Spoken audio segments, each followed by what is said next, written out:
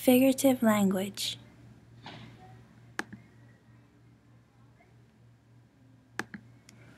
Oops.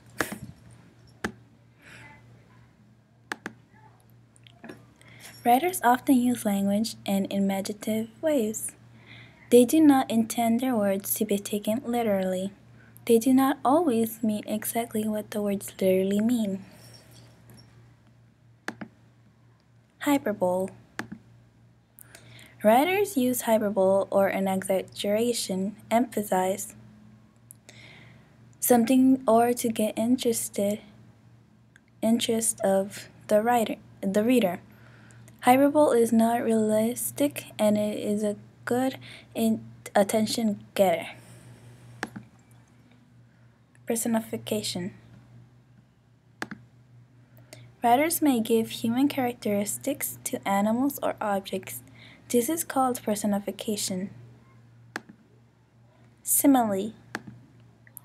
A comparison of two things that are not alike. Using the words like, as, or resembles is called a simile. Metaphor. A comparison of two things as if they were the same without using the words like or as is called metaphor. Symbol. A symbol is a person, place, or thing that represents something more than what it really is. There are personal symbols and public symbols. Foreshadowing. Writers often give hints or clues about what will happen later on in the story. They suggest future events to build the suspense in the reader's mind and maintain interest. This is called foreshadowing. Foreshadowing also prepares you for events that will follow. Then when those events happen in the story, they are easier to believe. Flashback. A flashback in a story interrupts the sequence of the events to explain an earlier event. Usually, a character has a flashback by remembering something from the past. Flashbacks give the reader information that is important to understand the present story. Imagery. Writers are very good at creating pictures in your mind. This word, picture, is painted with words. Writers can also create a real sense or sensation of an experience, a place, or a person. This device is called imagery. Most images are visual, others appeal to other senses of what? Where was I?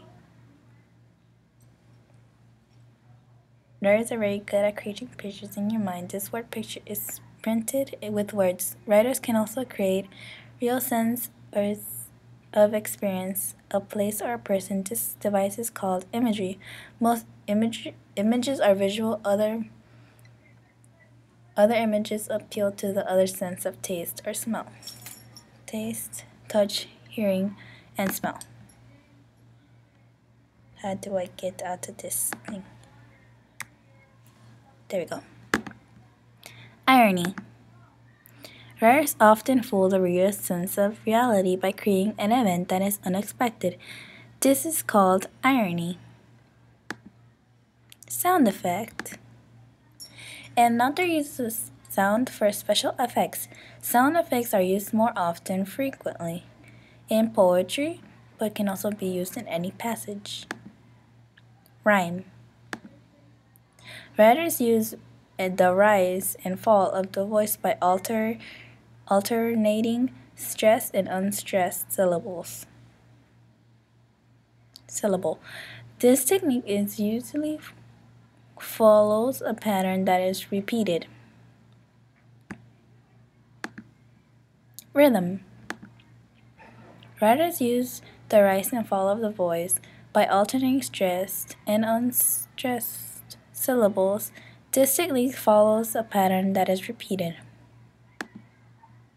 repetition, repetition, repetition. Writers sometimes use repetition to emphasize a point. Alliteration.